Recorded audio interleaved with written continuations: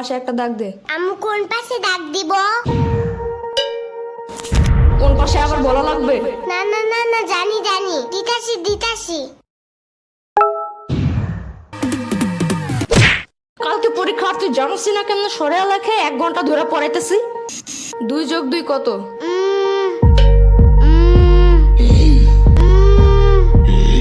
মনে হয় 22। কালকে পরীক্ষা, তুই এখন কোস 2 আর 2 22। 1 ঘন্টা ধরে পড়াইতেছি, ছোট্ট গরু একটা।